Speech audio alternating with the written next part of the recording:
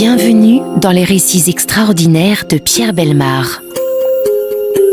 Un podcast issu des archives d'Europe 1. Avoir un couteau de poche. Tous les garçons en rêvent. Un beau couteau avec au moins 2 lames, une petite et une grande, avec un tire-bouchon. Un poinçon, c'est encore mieux.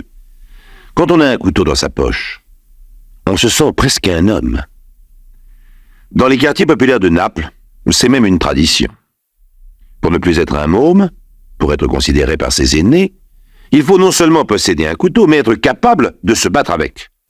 On voit dans les terrains vagues des gamins en haillons s'exercer au combat à l'arme blanche, parfois un simple canif à la main. En France, bien sûr, ce n'est pas pareil. Tous les enfants vont à l'école.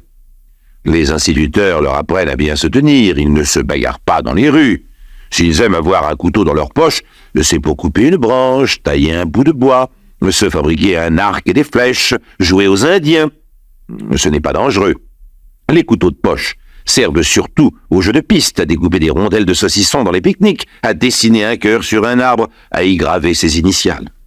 Mais on ne reste pas toujours un enfant sage, on grandit. Arrive le temps où la vie de famille commence à peser. Supporter l'autorité paternelle est difficile, surtout si les parents ne s'entendent pas bien entre eux. Le couteau de poche, lui, il ne sert plus à rien, il est relégué au fond d'un tiroir. C'est un souvenir du bon vieux temps des vacances, du temps des copains. Et voilà qu'un jour mauvais, un jour pire que les autres, il est là, ce couteau. Le petit garçon devenu jeune homme le retrouve et a envie de s'en servir, mais plus de la même manière. Ah ça non. Il a suffi pour cela d'une occasion, une scène tragique qui oppose les parents et leur fils. Et le couteau de poche, ce témoin, ce compagnon des jours heureux, devient soudain, en un instant, le symbole du malheur.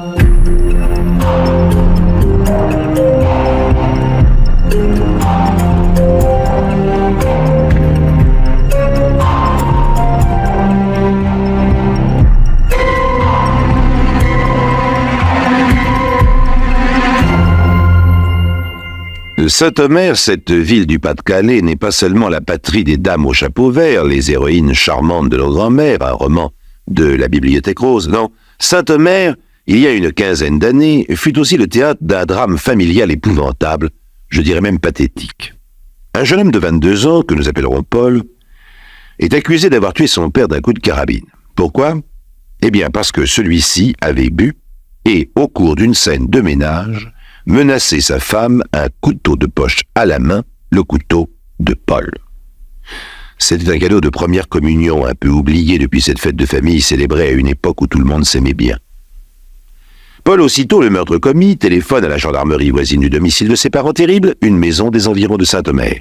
« Allô, venez vite, je viens de tuer mon père. Où êtes-vous ? Je vous appelle de chez le boucher, à côté de chez nous. » Évidemment, selon les déclarations du jeune homme, celui-ci paraît en état de légitime défense. Il était un peu plus de 9 heures, 21 heures, maman était couchée, moi j'étais en train de peindre dans ma chambre. J'ai entendu des cris, je me suis dit, allons bon, ça recommence, encore papa, qui vient de rentrer du bistrot. J'avais l'habitude. D'abord j'ai pas bougé, et puis maman s'est mise à hurler. Alors là, j'ai eu peur pour elle. J'y suis allé, mon père allait la frapper d'un coup de couteau. J'ai pas réfléchi, j'ai décroché le fusil de chasse qui était là au mur et j'ai tiré. Voilà.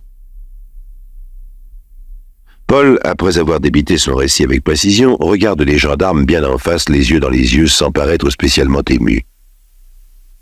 Le brigadier se dit « Ce garçon est sacrément courageux. Ou alors, il n'aimait pas son père. » La mère de famille, elle, est sortie de la salle à manger où se déroule ce premier interrogatoire. Trop choquée sans doute par ce qui vient de se passer. Les gendarmes veulent tout de même lui parler. Ils la cherchent et la trouvent dans la chambre du drame. Elle a ouvert le tiroir d'une commode, a sorti de l'argent et compte des billets. Le corps de son mari est toujours là, à genoux, à terre, au pied du lit, le buste penché en avant, la tête sur l'édredon. Je vous demande pardon, madame, mais si vous vouliez venir un moment... Oui, je viens, répond-elle calmement. J'emporte quelques affaires et je suis à vous. Vous pensez bien que je ne vais pas rester ici, non? Le brigadier est de plus en plus intrigué par l'attitude de cette femme et de son fils. De toute sa carrière, il n'a jamais vu ça, une indifférence pareille. Dieu sait pourtant s'il lui a été donné d'assister à des événements tragiques, de compatir à la souffrance humaine. Ici, un homme vient de mourir, il est là. Et personne ne semble s'en soucier. C'est encore plus affreux, peut-être, que le désespoir et les larmes. Allons, madame, venez. Il le faut maintenant. Avant de sortir de la chambre, le brigadier regarde le lit, le cadavre.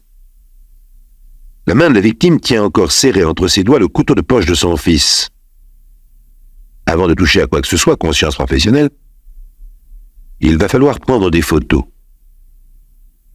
Le rapport de la gendarmerie relate dans un style administratif à peu près ce que je viens de vous raconter, les sentiments en moins. Pourtant, c'est cette impression, ce malaise ressenti par le brigadier qui est le plus important. Un début d'explication possible au parricide. Mais les gendarmes n'ont pas l'habitude de décrire leurs états d'âme. Le rapport est complété par une enquête auprès des voisins. Le père de Paul, la victime, est un ancien garde-barrière de la SNCF. Il travaillait dans les jardins à la journée pour arrondir sa retraite. Oh, toujours prêt à rendre service, précise l'un de ses employeurs, à faire une commission. Et il réparait très bien les vélos, dit un autre. Est-ce qu'il buvait? Ah ça oui, ça, un verre par-ci, par-là, comme tout le monde. En tout cas, moi, je ne l'ai jamais vu vraiment saoul. Quant à la mère de Paul, une femme du même âge que son mari, la soixantaine, est-ce vraiment une pauvre malheureuse terrorisée chez elle et protégée par son fils? Ou bien est-ce une malade qui se croit persécutée? C'est une sorcière, monsieur l'inspecteur, comme je vous le dis. Une sorcière, allons bon. Mais où allez-vous chercher ça? Le jour de la procession de la fête Dieu, elle s'est habillée en rouge. Et alors? C'était pour embêter le curé. Certains prétendent en effet qu'elle est communiste, d'autres au contraire, qu'elle écrit au maire un socialiste en recopiant des paroles de l'évangile pour lui faire la leçon. Elle est folle, dit l'épicier. Quand elle va au marché, elle emporte dans son cabas la grille du poêle pour qu'on ne puisse pas faire de feu chez elle pendant son absence. Enfin, vous vous rendez compte? Par avarice, tout ça? Oh, je ne sais pas. Allez comprendre des choses pareilles. Le fils, maintenant, Paul. Il adore sa mère. Oh, sans doute, parce qu'elle n'est pas comme tout le monde, une originale, une exaltée. C'est à elle qu'il ressemble d'ailleurs, pas à son père. Il n'est pas un ouvrier, Paul. C'est un artiste. Il fait de la peinture. Non sans talent, d'ailleurs. Il est musicien aussi. Il joue de la guitare dans les bals le samedi soir. Il aime tellement sa mère que quand il s'est marié, il y a juste 1 an, il a laissé sa femme chez ses beaux-parents et a préféré continuer à vivre, lui, dans sa famille. Il ne devait pas y être si mal que ça, en dépit des scènes de ménage entre papa et maman, dont il fait tant de cas devant le juge d'instruction. Un curieux mariage, d'ailleurs, que celui de Paul. Il a d'abord rendu enceinte une jeune fille qu'il n'a pas épousée. Il en a épousé une autre, une infirmière, qui avait déjà un bébé d'un amant qu'il avait abandonné. Ah ça, décidément, Paul, un grand cœur. Famille étrange, qui laisse perplexe le juge chargé d'instruire l'affaire. Pour le magistrat, il manque quelque chose au dossier. Une inconnue, comme on dit dans un problème de mathématiques. Une équation qu'il va falloir résoudre.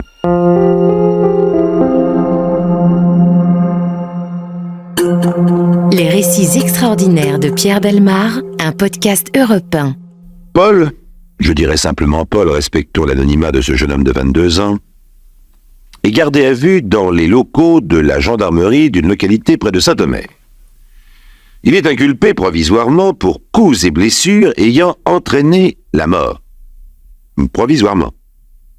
Car ou bien il a réellement tué son père d'un coup de fusil au moment où celui-ci allait frapper sa mère avec un couteau, et dans ce cas, évidemment, il ne s'agit pas d'un crime, ou bien...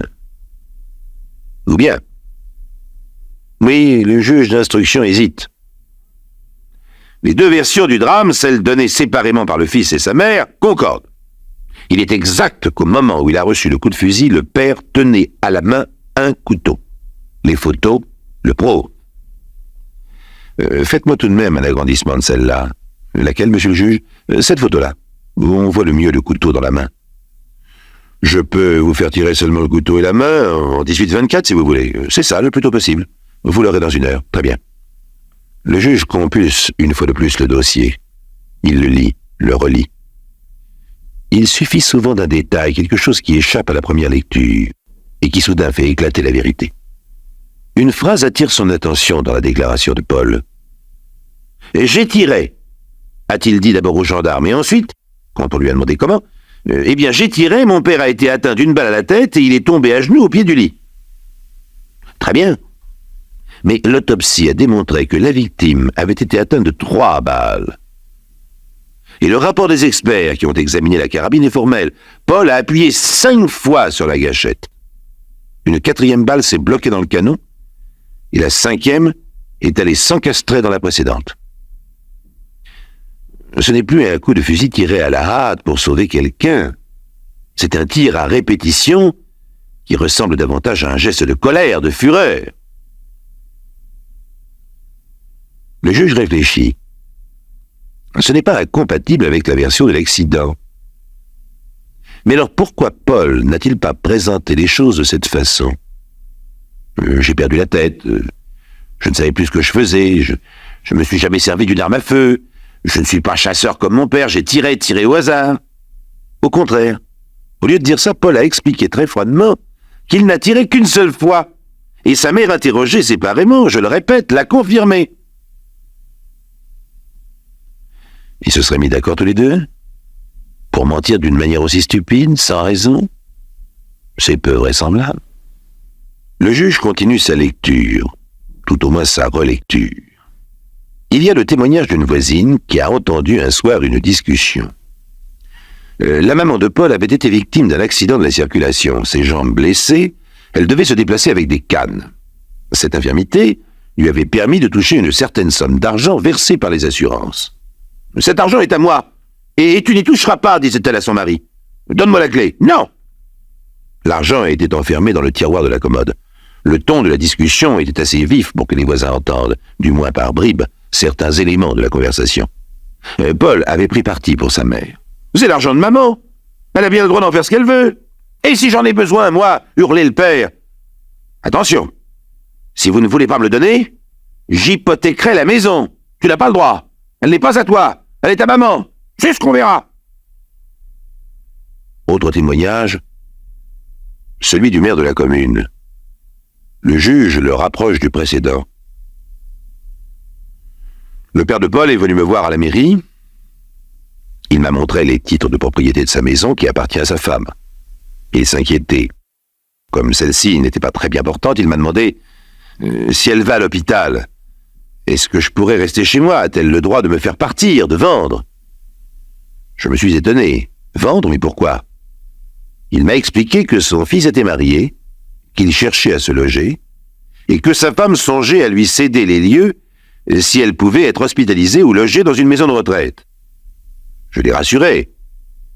Puisqu'il était marié, de toute façon, il avait le droit à l'usufruit du domicile conjugal, même en cas de décès de sa femme. Il y avait donc dans cette famille un conflit plus important qu'une simple mésentente conjugale. Quand les années ont passé, que la tendresse et l'affection n'ont pas remplacé l'amour, quand les époux se supportent faute de mieux. Pour qu'un ouvrier, un brave homme, selon les dires de ses amis et de ses employeurs, s'inquiète de cette façon, se demande s'il ne va pas se retrouver seul à la rue, il y a certainement quelque chose de grave. Mais quoi? Si ça se trouve, pense le juge, il ne le savait pas lui-même. On frappe à la porte. Entrez.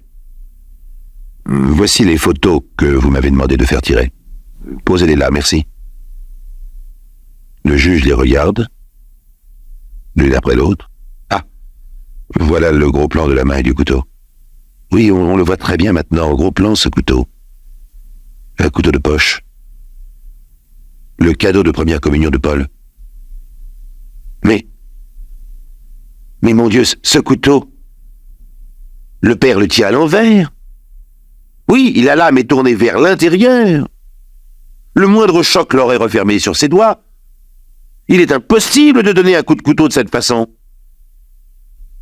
La photo agrandie révélait d'une manière absolument flagrante que le couteau avait été mis dans la main de la victime après sa mort. Il est maintenant facile pour le juge de reconstituer la vérité. Une triste vérité. La mère et le fils complices pour assassiner un vieil homme devenu inutile, gênant, qui coûtait de l'argent au lieu d'en rapporter, une mère avare, abusive, un fils faible, dilettante, entièrement aux ordres. Alors, eh bien c'est très simple. On organise une mise en scène, comme au théâtre, mais de mauvaise qualité, du Grand Guignol. On attend le soir, le moment où le père revient du bistrot. Il est allé boire un verre et jouer aux cartes comme tous les jours. Il sera facile de prétendre qu'il était ivre. Et puis, il a son caractère. Il ne faudrait pas beaucoup le pousser pour qu'il se mette en colère. Il n'y a qu'à remettre sur le tapis les histoires de gros sous et la menace de le priver d'une maison qui ne lui appartient pas. Paul, conseillé par sa mère, a tout préparé. Il a mis un chargeur dans la carabine, enlevé le cran d'arrêt. Cette carabine achetée pour chasser les étourneaux. Dérision. Et puis, le jeune homme se souvient du couteau de poche de son enfance. On le cherche. Oui, il est bien au fond d'un tiroir. Oh, il n'a pas servi depuis longtemps. Quoi de mieux qu'un couteau de poche pour menacer une femme, lui transpercer le cœur, surtout un couteau de poche qui appartient à son fils et que les complices placeront eux-mêmes dans la main du père en faisant vite avant que les doigts ne soient raidis par la mort. Paul avoue. Il est examiné par des psychiatres. Le fait qu'il se soit servi de ce couteau-là, son couteau de première communion, donne à réfléchir au médecin. C'est la preuve d'un déséquilibre. Et aussi de la perturbation du milieu familial. Paul bénéficie des circonstances atténuantes, il est condamné à 10 ans de prison, et sa mère à 5 ans. Oui, vous trouvez peut-être que le jury a été indulgent. En notre époque matérialiste où bien des gens ne croient plus à rien, il reste au fond de chacun de nous un besoin profond, celui de pardonner, de garder un Dieu caché, le Dieu de notre enfance. À l'époque où nous rêvions de posséder un couteau de poche.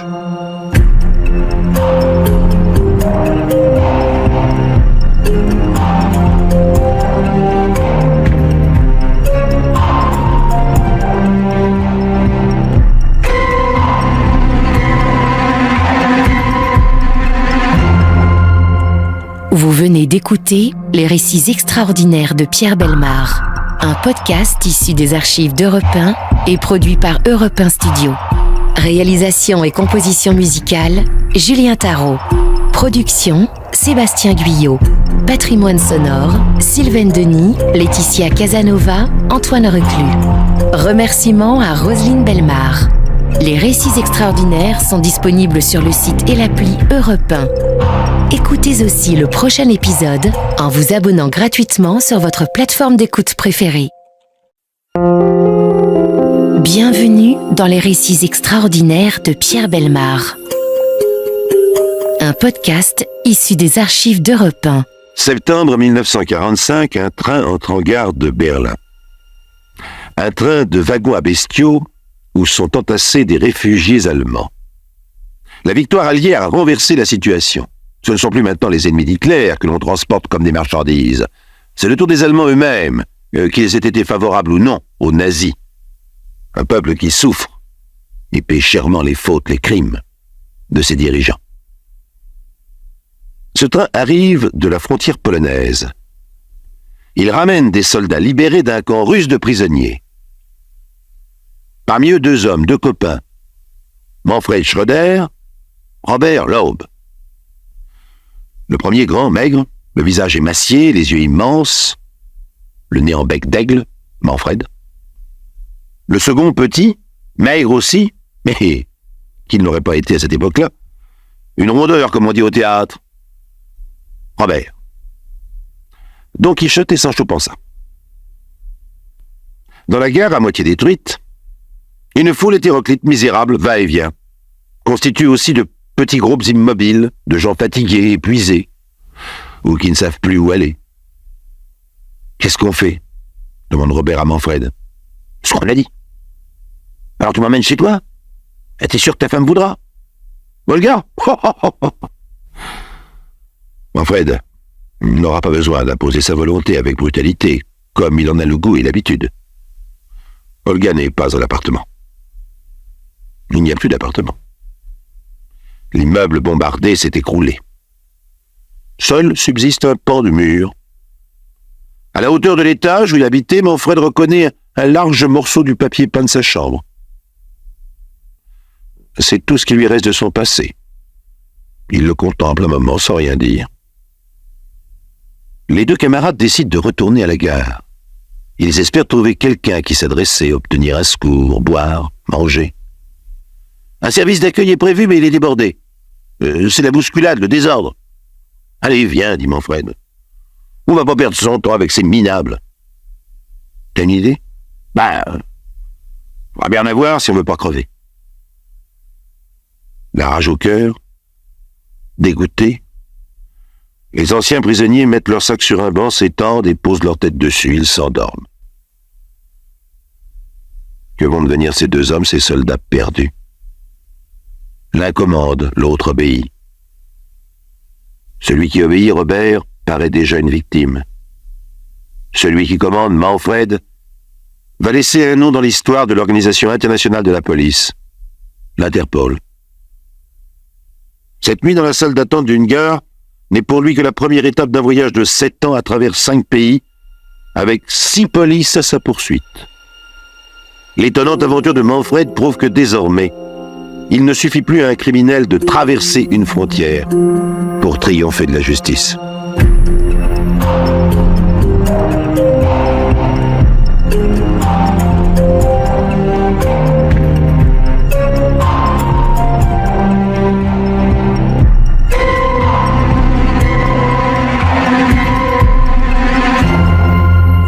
Les deux anciens prisonniers de guerre allemands, Manfred Schröder et Robert Laub, pour résoudre le problème du logement dans Berlin détruit, se sont installés chez des vieilles prostituées, Wanda et Hildegarde. Une idée de Manfred, qui connaissait Wanda de longue date avant la guerre. « Ah ça oui, t'as eu une riche idée, dit Robert à son copain. Seulement tu vois, moi... qu'est-ce qu'il y a, t'es pas content? Si, mais enfin... quand Wanda a demandé à Hildegarde si elle voulait de toi, t'étais drôlement heureux que ça marche. Ça marche trop bien, mon vieux. Elle veut se marier avec moi. Non. On va fêter ça. Barman, c'est ma tournée. Et buvant un énième verre dans la boîte de nuit où il passe le plus clair de son temps, Manfred pense au parti qu'il peut tirer de la situation. Faut l'épouser. Tu es malade? Mais non, réfléchis 2 minutes. Ton Hildegarde. Elle a 2 mômes en nourrice dans le Hanovre. Alors, tu lui dis de vendre son appartement ici. Il faut au moins 20 000 marks. Vous partez là-bas ensemble. Et avec le fric, vous pouvez vous installer à la campagne. Bon, mais tu me vois avec 2 mômes. Mais tu rigoles. Entre Berlin et Hanovre, on trouvera bien le moyen de la semer, Hildegarde. Parce que tu veux venir avec nous? Tu crois pas que je vais te laisser filer tout seul avec 20 000 marks, non? Robert Laub suit les conseils de Manfred. Il joue les amoureux. Hildegarde, usée, fatiguée, se met à rêver du bonheur et de la vie de famille. Elle vend tout ce qu'elle possède. Et un jour, voilà le trio en route pour Hanovre. Les transports ne fonctionnent pas encore normalement. Des voies ont sauté, des ponts ont été détruits, il faut changer de train.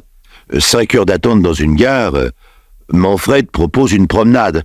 Il y a justement une forêt, tout près. Allons-y, oui, dit Hildegarde. On regardera la feuille à l'envers, hein, chérie?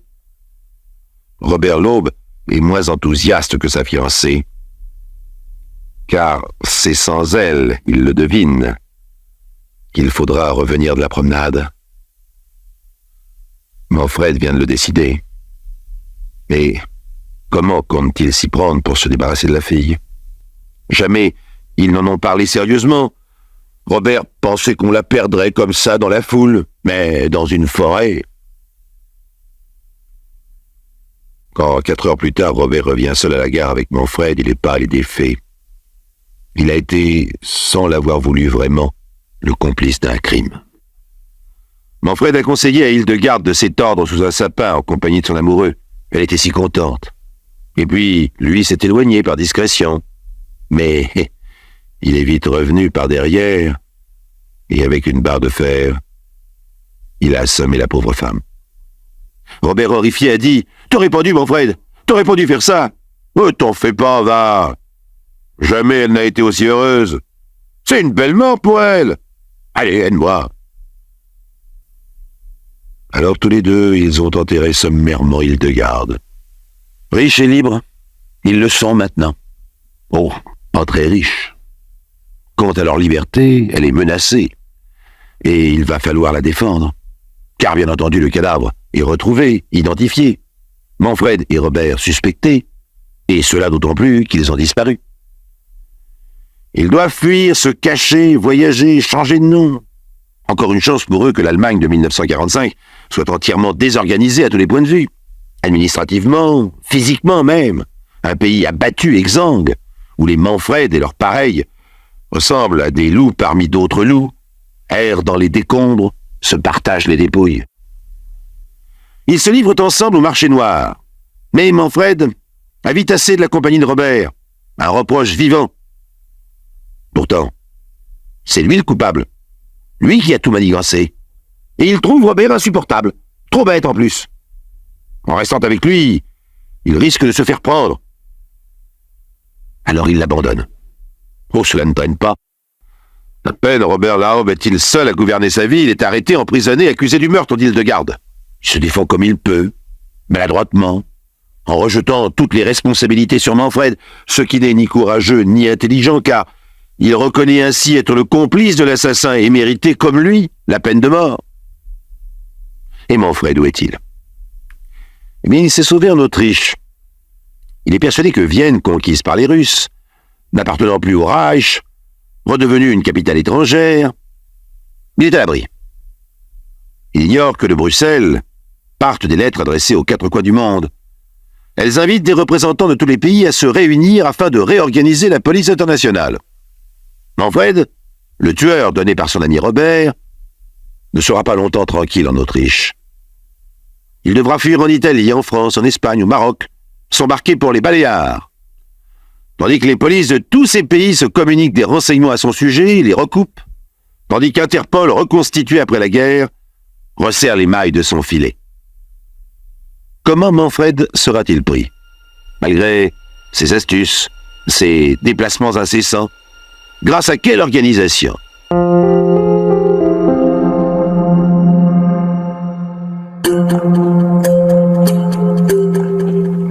Examinons d'abord cette affaire du côté de la police allemande. Que sait-elle?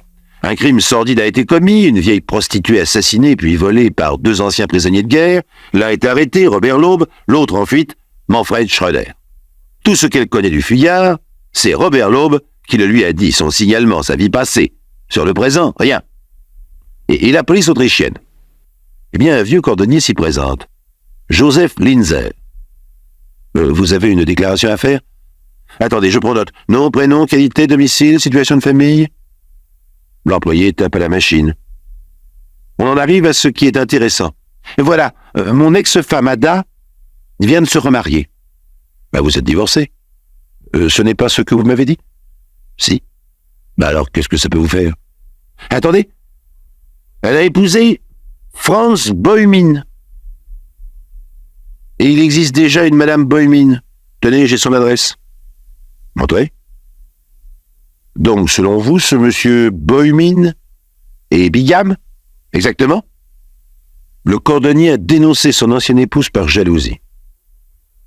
Vérification faite, la première Madame Boymin, interrogée, s'étonne. Je suis veuve, inspecteur. Mon mari est mort l'année dernière, dans un accident de voiture.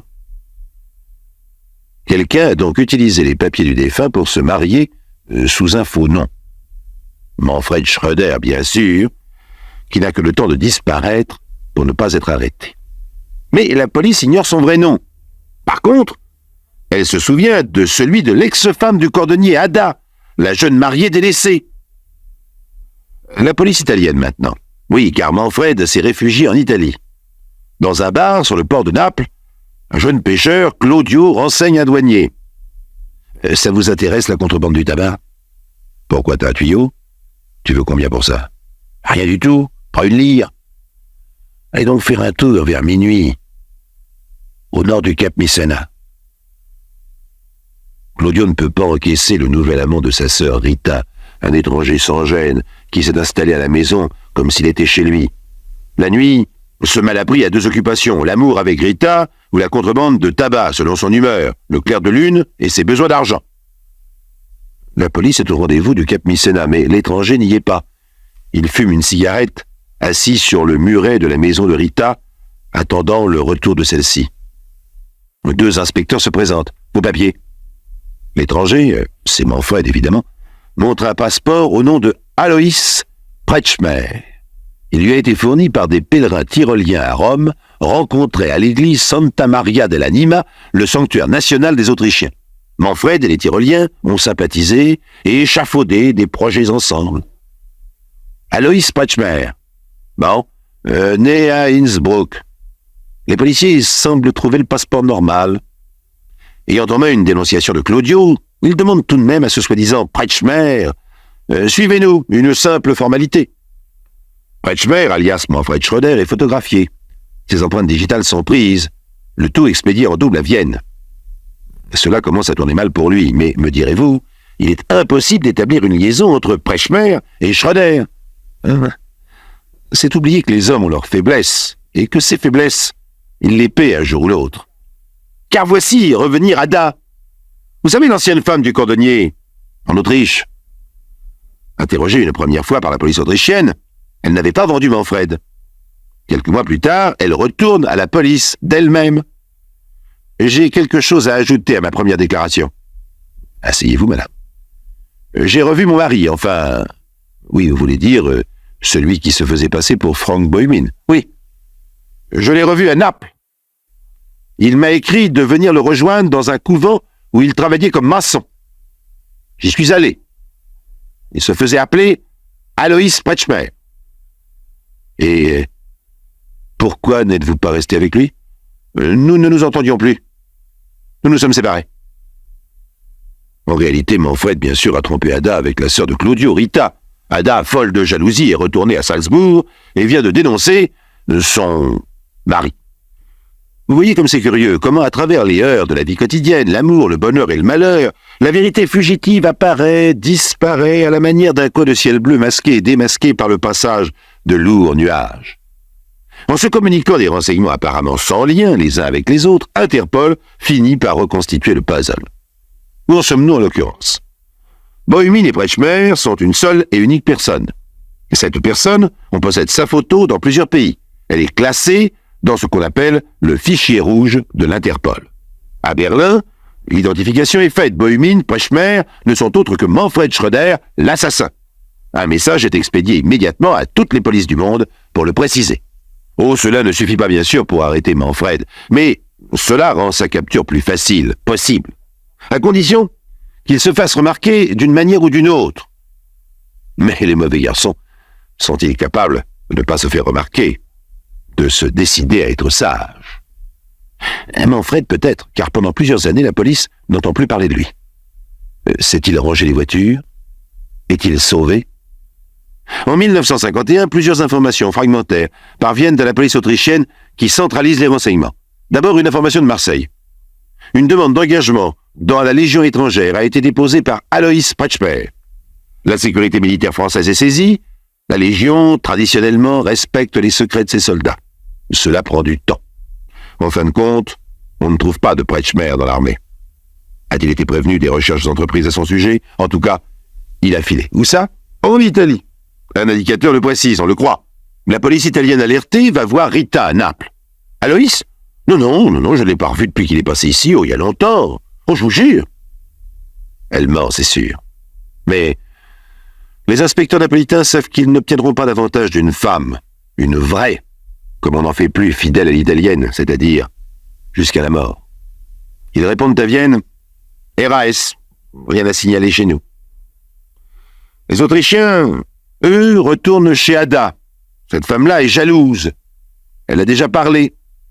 Et en effet, elle parle à nouveau. Manfred? Bien sûr, je sais où il est. En France, sur la Côte d'Azur. Il s'apprête à partir en Amérique. Il s'est engagé comme matelot sur un yacht, le Santal. Comment le savez-vous? Par une amie anglaise qu'il a rencontrée, m'a prévenu. Oh, il n'y a pas longtemps, hier. D'ailleurs, j'allais vous téléphoner pour vous le dire. Il faut l'arrêter.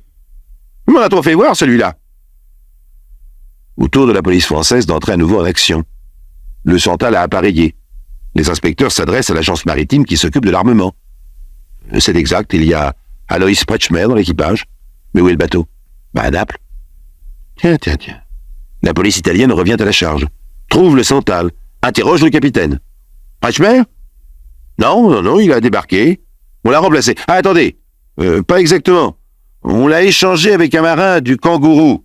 Oui, c'est un bateau qui appartient au même propriétaire. Mais où est-il, ce Kangourou? À Palma, je pense. Oh, il doit être arrivé alors qu'il est. La police espagnole des Baléares vérifie. Il n'y a pas de Kretschmer à bord. En réalité, il y est, mais sous un autre nom. Walter Praxmarer. La garde civile ne possède pas la photo du criminel et n'a pas pensé à la réclamer. Une chance pour Manfred. Le Kangourou appareille, direction Gibraltar, puis Tanger, enfin, l'océan. En novembre 1951, 3 naufragés sont recueillis sur la côte marocaine, près du phare du Cap Quentin. La police de Rabat les interroge. « Et vous, comment vous appelez-vous déjà ?»« Walter Praxmarer. »« Bon. Donc, vous avez fait naufrage avec le Kangourou ?»« Oui. On était 6. Plus le capitaine Masvoy et sa femme. C'est pas ça qui m'intéresse. Vous aviez fait escale à Tanger. Quel était le contenu des caisses que vous avez embarquées là? Ça, j'en sais rien. En tout cas, ils sont au fond de l'océan maintenant. Et vous, qu'elle dites? Ce naufrage paraît invraisemblable aux autorités. Pourtant, il a vraiment eu lieu, parce que le capitaine, en dépit du mauvais temps, a pris des risques inouïs pour s'échapper avec les fameuses caisses. Pleines de quoi? D'armes de contrebande? On ne sait pas. La police marocaine ne soupçonne pas Walter, alias Manfred. Elle s'intéresse au chargement effectué à Tanger. Mais par routine, elle consulte la liste rouge d'Interpol. Stupéfaction. Elle y trouve la photo de Franz Bohumine, Lois Kretschmer, Manfred Schröder, et peut y ajouter un 4e nom dessous, Walter Praxmarer. Eh bien, cette fois, ça y est. Manfred, pour lui redonner son vrai nom, est pris, arrêté, emprisonné. Interpol a rempli son office. Ah, c'est tout de même rassurant, avouons-le. Et le fonctionnement de cette merveilleuse machine policière internationale donne à réfléchir, à tous ceux en tout cas qui pourraient penser que la fuite dans la vie est une solution. Dernier aspect extraordinaire de cette affaire, le jugement. Robert Laub a été condamné à mort et exécuté. On le considère comme le principal coupable, le meurtrier. Quant à Manfred, jugé après l'exécution de son ami, eh bien, il ne récolte que 15 ans de prison. Mais chaque année, le 3 octobre, jour anniversaire de la mort d'Hildegarde, la prostituée, il devra, la cour d'assises de Salzbourg en a décidé ainsi, passer 24 heures dans le noir, dans une cellule sans lumière. Ah, nous le constatons presque chaque jour en étudiant ensemble ces dossiers extraordinaires. La justice a les yeux bordés.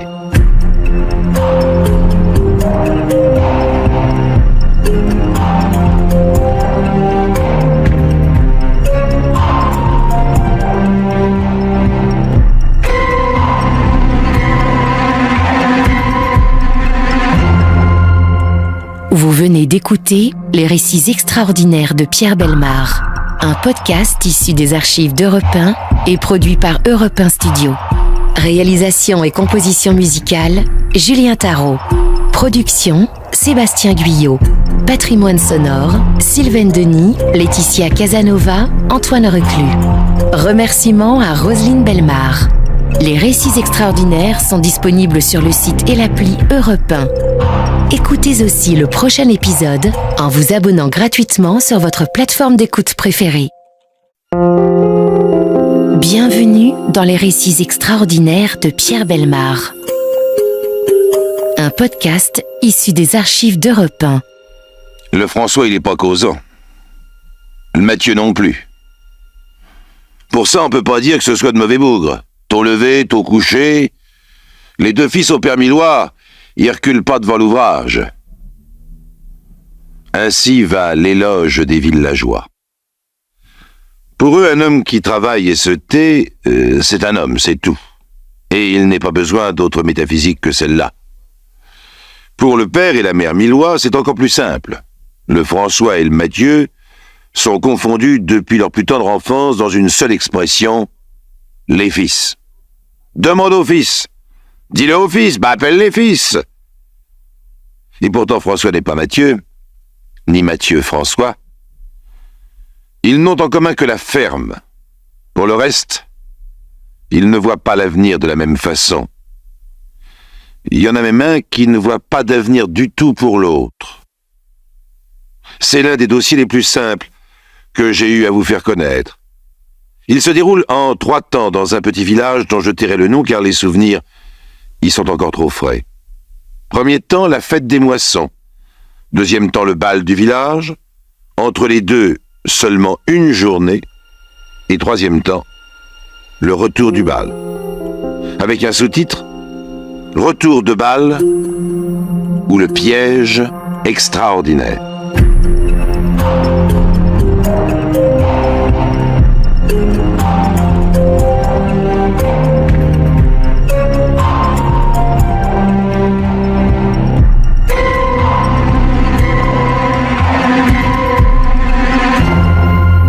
La fête des moissons. Enfin, on appelle ça la fête des moissons, mais c'est un bien grand mot. À la campagne, on n'a pas tellement le temps de faire la fête. Quand un travail est terminé, c'est qu'un autre le suit. Il s'agit plus simplement d'un grand repas qui réunit tous ceux qui ont trimé à la moisson.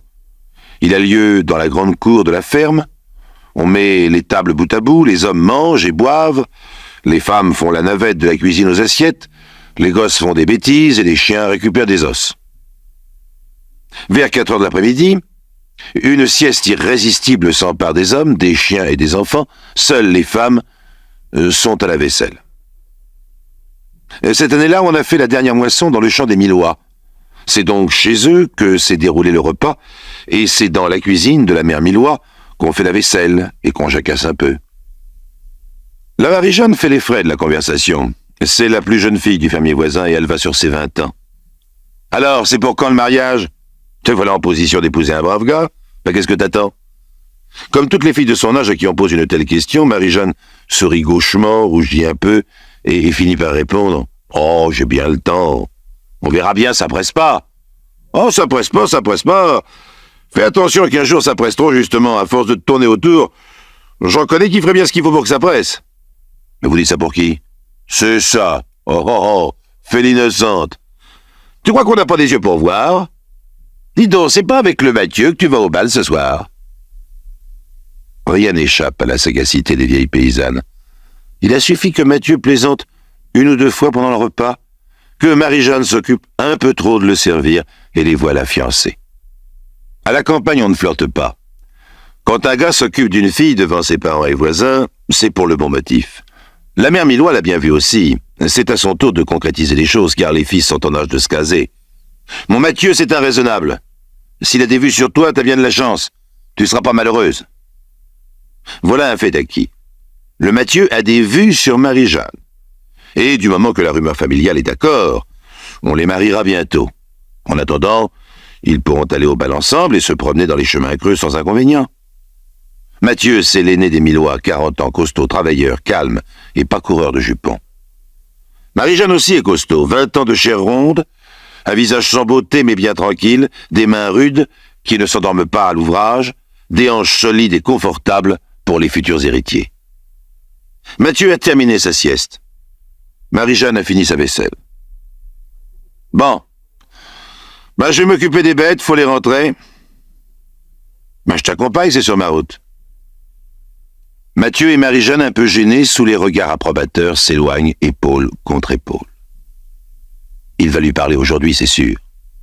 Il va mettre ses 2 grandes mains solides sur les 2 hanches solides et il va bredouiller. « Dis donc, ça te dirait qu'on se voit un peu plus souvent. Et puis, qu'on cause un peu. Pourquoi? T'as envie de causer? Ah, ça se pourrait. Et de quoi? Des choses qu'on pourrait faire ensemble. J'ai mis le père au courant que tu me plaisais. Il est d'accord. Alors qu'est-ce que t'en dis? T'as qu'à venir dimanche prochain chez nous, pour faire la demande. Et voilà. Qu'en un langage succinct, ces choses-là sont dites. Mais l'important, c'est qu'elles soient dites. Maintenant, le Mathieu peut embrasser la Marie-Jeanne et lui courir après dans le champ de luzerne. Ils auront le souffle court et les joues bien roses. Mathieu essaiera d'aller trop loin, juste assez loin pour que Marie-Jeanne se fâche un peu. Ah non, quand on sera mariés, pas avant. Dis donc, je pourrais t'accompagner ce soir après le bal? Non, tu pourras pas. Je viendrai avec la voiture avec les parents.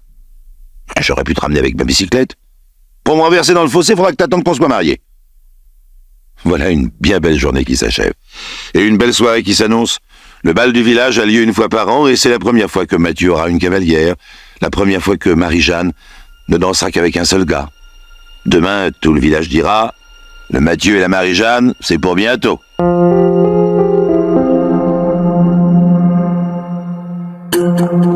Les récits extraordinaires de Pierre Bellemare, un podcast Europe 1. Deuxième temps, le bal du village. Une belle soirée d'été. Le café de la place déborde de monde. On a sorti les tables. Sur l'estrade, en plein air, le maire a fait un petit discours avant que l'orchestre ne s'installe. Les danseurs impatients l'ont applaudi. Mathieu est déjà là avec les autres. Il a payé son entrée et celle de Marie-Jeanne. Pour le prix, le fichetier leur a tamponné l'avant-bras d'une petite fleur d'encre bleue. Tous ceux qui n'ont pas la petite fleur sont des resquilleurs ou des solitaires qui préfèrent ne pas payer avant d'avoir trouvé une cavalière. Ceux-là s'installent aux tables du café de la place et parlent fort. Un peu plus loin, à côté de l'église, il y a un autre café, le café de l'église, tout simplement, réservé aux joueurs de cartes et aux vieux qui n'aiment pas la bousculade. Mathieu et Marie-Jeanne dansent, ils sont là pour ça. Le père et la mère Milloise sont couchés à la ferme. Ces amuseries ne sont plus de leur âge.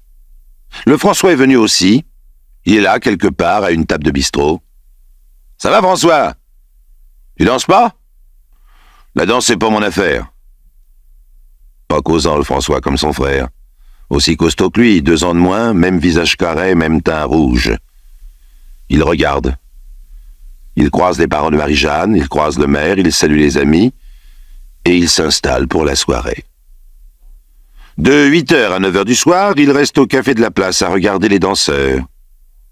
De 9h30 à 11h du soir, il est au café de l'église, avec les joueurs de cartes. Puis il rentre se coucher. La mère Milloise entend son grand corps faire grincer le matelas à l'étage. Elle a reconnu son pas et cette façon qu'il a de jeter l'une après l'autre ses chaussures sur le plancher. Mathieu danse toujours avec la Marie-Jeanne. Minuit. Le père et la mère Milloise dorment. François dort. Au village, Mathieu prend congé de Marie-Jeanne qui rentre avec ses parents en voiture. Ils ne prennent pas le même chemin car la ferme des Milloise est à l'opposé du village. Lui rentrera à bicyclette. Minuit 10. Mathieu boit un verre de bière et de limonade au café de la place. Pour la route, les musiciens emballent leurs affaires. Quelques jeunes gens attardés font encore du bruit près de la fontaine. Mathieu les salue de la main, enfourche sa bécane et prend le chemin de la ferme. Il est bientôt suivi par Gustave, le valet, qui rentre lui aussi à bicyclette. Et nous voici au 3e temps, le retour du bal. La route est déserte, noire. Mathieu a déjà franchi depuis longtemps la limite des lumières du village quand le valet Gustave se décide à le suivre. Et il pédale à toute vitesse, le Gustave, dans l'espoir de rattraper Mathieu sur la route et de rentrer en même temps que lui.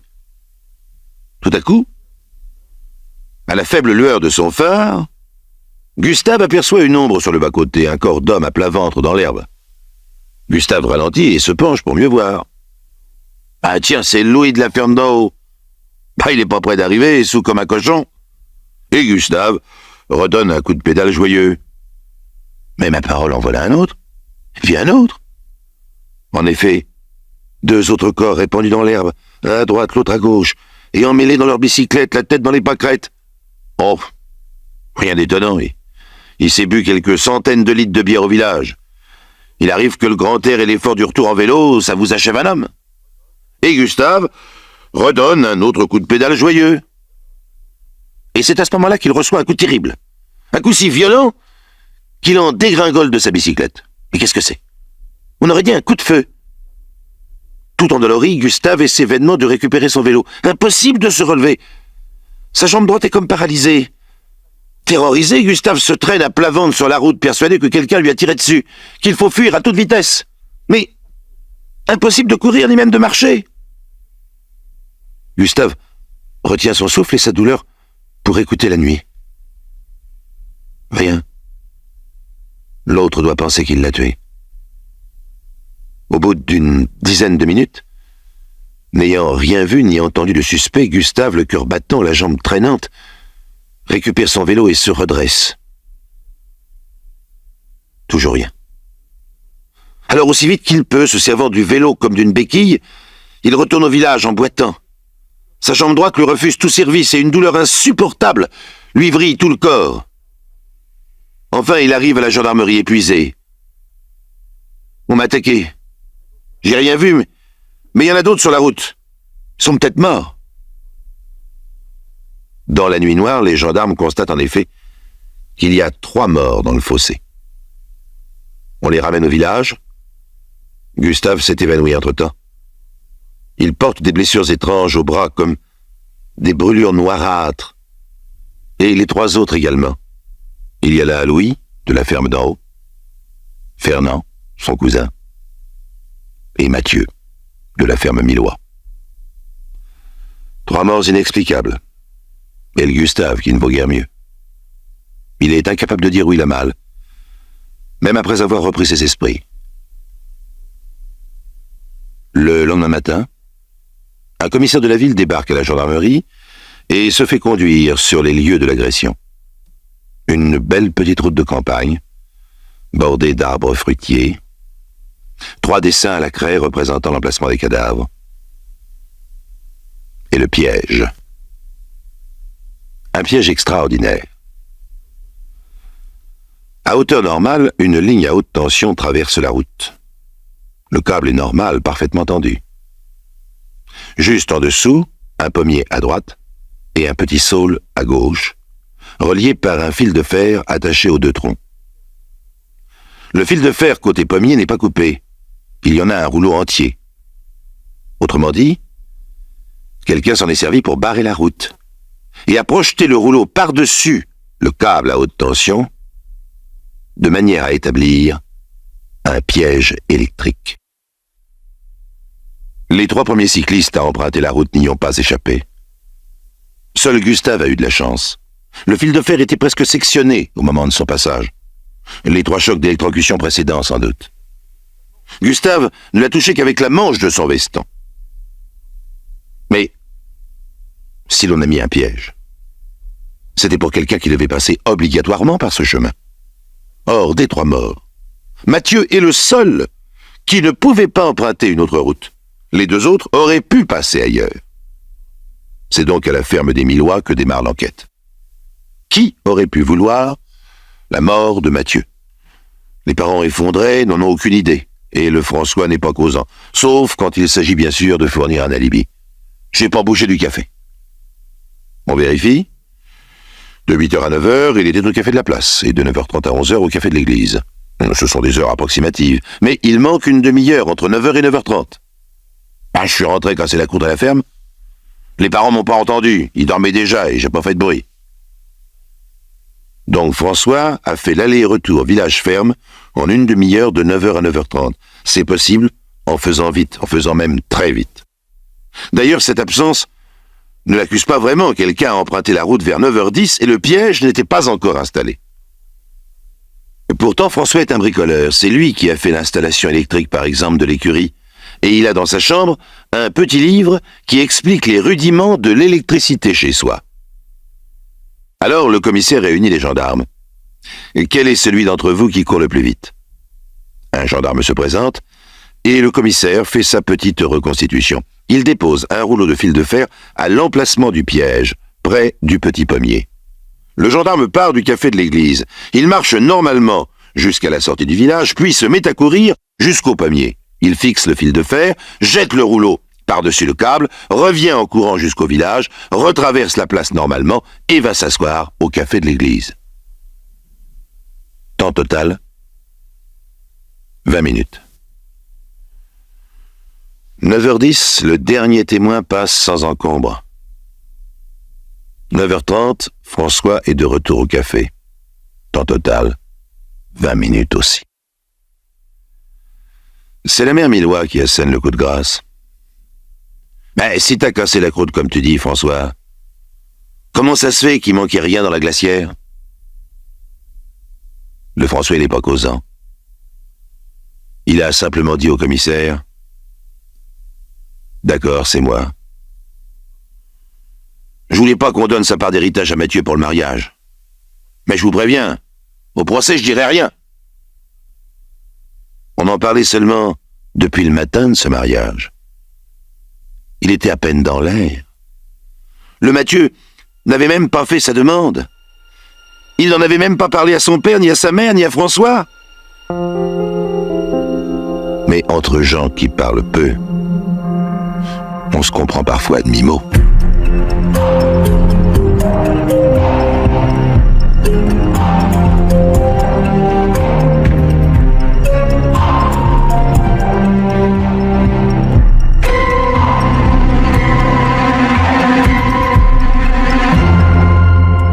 Vous venez d'écouter les récits extraordinaires de Pierre Bellemare, un podcast issu des archives d'Europe 1 et produit par Europe 1 Studio. Réalisation et composition musicale, Julien Tarot. Production, Sébastien Guyot. Patrimoine sonore, Sylvaine Denis, Laetitia Casanova, Antoine Reclus. Remerciements à Roselyne Bellemare. Les récits extraordinaires sont disponibles sur le site et l'appli Europe 1. Écoutez aussi le prochain épisode en vous abonnant gratuitement sur votre plateforme d'écoute préférée.